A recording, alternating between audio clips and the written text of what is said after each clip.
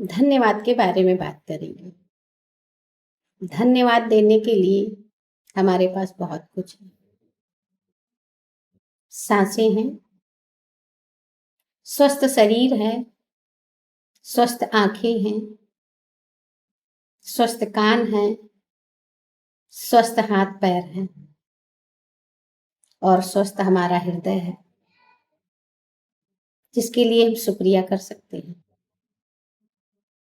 प्रकृति को शुक्रिया कर सकते हैं, धरती माँ को शुक्रिया कर सकते हैं, आकाश पिता को शुक्रिया कर सकते हैं, जल के लिए जो हमें स्वच्छ जल पीने के लिए मिल रहा है।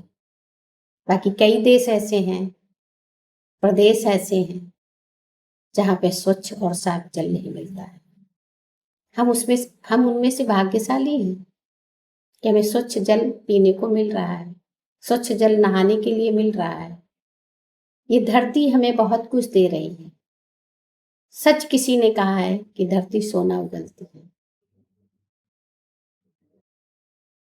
धरती हमें अन्न देती है,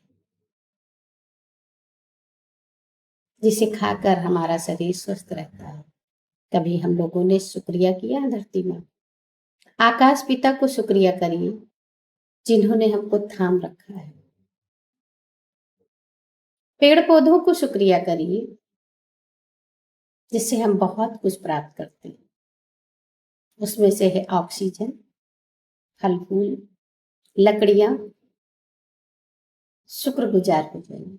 जीव जंतुओं को शुक्रिया करिए, वो भी हमारे जीवन को बनाने के लिए ही है।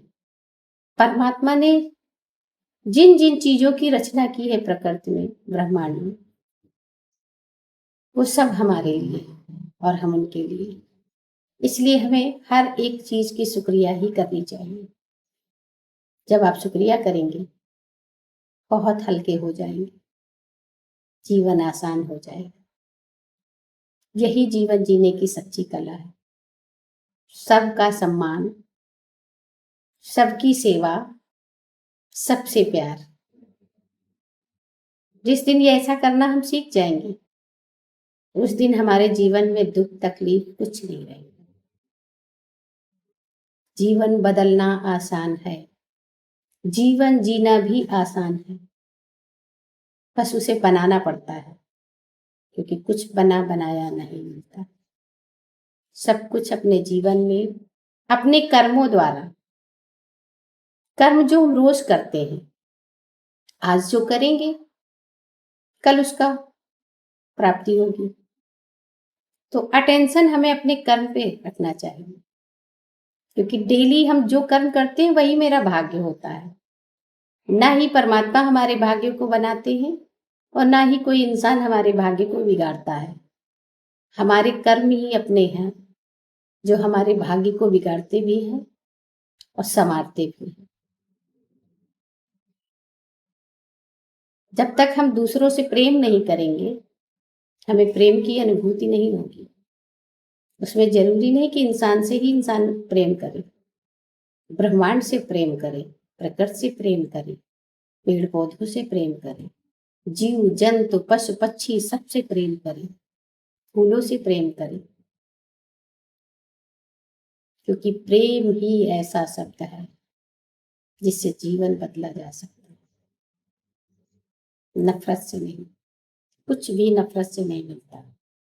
प्रेम करने में ही सब कुछ है। श्री कृष्ण जी ने कहा है, प्रेम निश्चल होना चाहिए, प्रेम पवित्र होना चाहिए, प्रेम निस्वार्थ होना चाहिए। धन्यवाद।